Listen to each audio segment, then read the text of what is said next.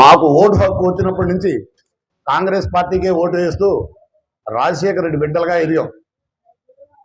తర్వాత జగనన్న పార్టీ పెట్టినాక జగనన్నతో నడుస్తూ 2014, 2019లో రామిరెడ్డి ప్రతాప్ కుమార్ రెడ్డిని వైసీపీ జెండా మోసి మా కష్టపడి మేము గెలిపించినాం.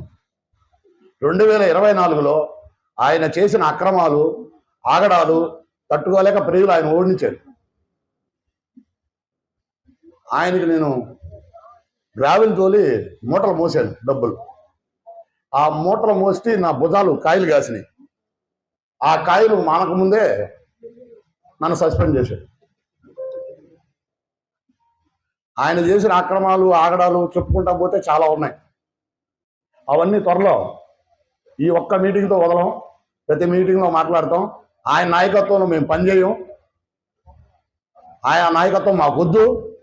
దీన్ని జగనన్న దగ్గరికి తాడేపల్లికి తీసుకుపోయి జగనన్న మాకు అవకాశం కల్పిస్తే జగనన్నకి మేము విన్నవించుకొని ఆయన నాయకత్వాన్ని రద్దు చేసి కొత్త నాయకుడిని తెచ్చుకోవడానికి మా వంతు ప్రయత్నాలు మేము చేస్తాం. మా నియోజకవర్గానికి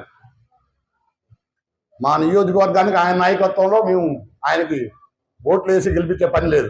ఓట్లు వేసినంతసేపు మళ్ళా సస్పెండ్ ఎత్తేస్తాడు, మళ్ళా తీసుకుంటాడు, మళ్ళా గెలవంగానే సస్పెండ్ చేసేస్తాడు. ఎందుకంటే దోచుకోవడానికి ఇంకోరికి అవకాశం వస్తుందేమని భయపడి మొత్తం ఆయనే దోచుకోవాలని, మొత్తం ఆయనే సంకలో పెట్టుకోవాలని ఆయన ప్రయత్నాలు ఆయన చేసుకుంటాడు. ఇది పెద్దలందరూ గమనించి రామిరెడ్డి ప్రతాప్ కుమార్ రెడ్డి చేస్తున్న అన్యాయాలు అరాచకాలు చూసి ఈరోజు మమ్మల్ని 6 సస్పెండ్ చేశారు.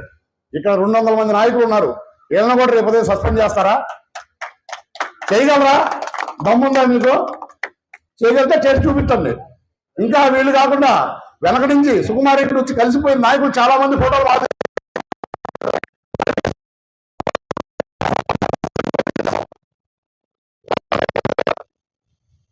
సస్పెండ్ చేయగలిగితే మేము మిమ్మల్ని బాగా గౌరవిస్తాం.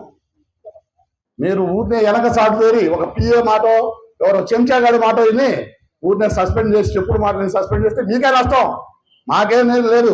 మేము జగనన్న తమ్ముళ్ళు, పార్టీ జెండా మోసిన పిల్లగారు.